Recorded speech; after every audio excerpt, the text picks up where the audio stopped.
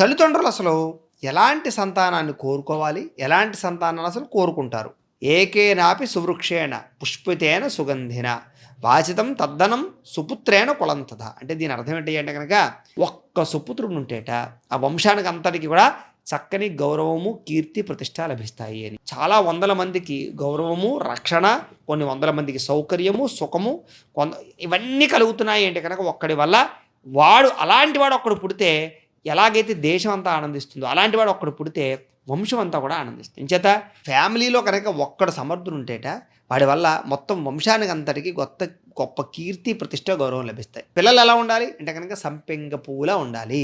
వాళ్ళు బాగుంటూ వాళ్ళ ఫ్యామిలీకి మంచి పేరు తెచ్చుకురావాలి, చదువుకుని గొప్పవాళ్ళు అవ్వాలి అని అర్థం. అలాగే ఏకైనా శుష్క వృక్షేణ, ఇది కూడా చాలా చాలా బ్రహ్మాండంగా చెప్తాడు. ఇది చాలా ఇంపార్టెంట్గా వినాలి. ఒక వంశంలో ఒక చెడ్డ కొడుకు పుడితే లేదా ఒక మనిషి చెడ్డగా తయారైతే వంశం అంతా కూడా సంతానాన్ని రత్నాలతో పోలుస్తూ ఉంటారు.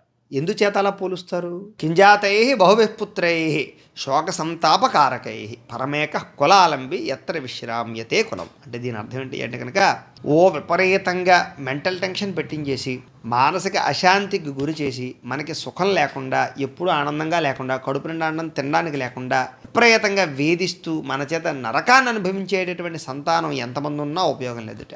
మంచివాడు, సత్పురుషుడు, తల్లిదండ్రులను గౌరవించేవాడు, అర్థం చేసుకునేవాడు ఒక్కడుంటే చాలట. మూర్ఖుడు కానిటువంటి వాడు తల్లిదండ్రులు చూడగలిగి, తల్లిదండ్రులను అర్థం చేసుకోగలిగి, తల్లిదండ్రుల మీ ప్రేమను ఒక్కడు చాలు అని. ఏమిటయ్యా ప్రస్తుత కాలంలో ఉండే ఇబ్బంది అంటే కనుక పిల్లలు పెంచడంలో పిల్లలు రాను రాను ఎలా తయారవుతున్నారంటే ఈ కాలంలో ప్రస్తుత జనరేషన్ బట్టి చూసుకున్నట్లయితే స్వార్థం బాగా పెరిగిపోతుంది. వాళ్ళు పెరిగి కొలిది ఏమవుతుందయ్యా అంటే నా అనేటటువంటి ఫీలింగ్ బాగా ఎక్కువైపోతుంది.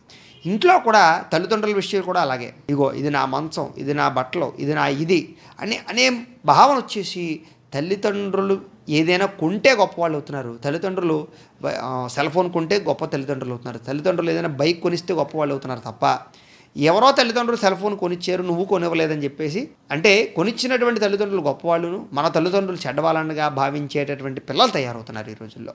మంచి సంతానం సపుత్రుడు ఒక్కడుంటే ఆనందించవయ్యా అని ఇక్కడ చెప్తున్నాడు. ఇంచేతంటే వేల గులకరాలు ఎందుకు, ఒక్క రత్నం చాలంటారు కదా. అంచేతంటే రాళ్ళు చాలా ఉన్నాయి, ప్రయోజనం ఏంటి? ఒక్క రత్నం దొరికింది అంటే అది చాలు గొప్పగా చెప్పుకోవడానికి. అది ఒక్కటి చాలు. వేల రాళ్ళు ఉన్నా లెక్కేమీ లేదు. ఒక్క రత్నం, ఒక వజ్రం ఉందంటే కనుక దానిదే అందరూ చూస్తారు. ఇక్కడ మనమందరం కూడా ఎలా తయారవమని చెప్తున్నాడు అంటే కనుక ఇంట్లో వజ్రంలా తయారవ్వాలి కానీ ఇంట్లో గులకరాలలా తయారవుకురా అని ఇక్కడ చాణక్యుడు చెప్తున్నాడు.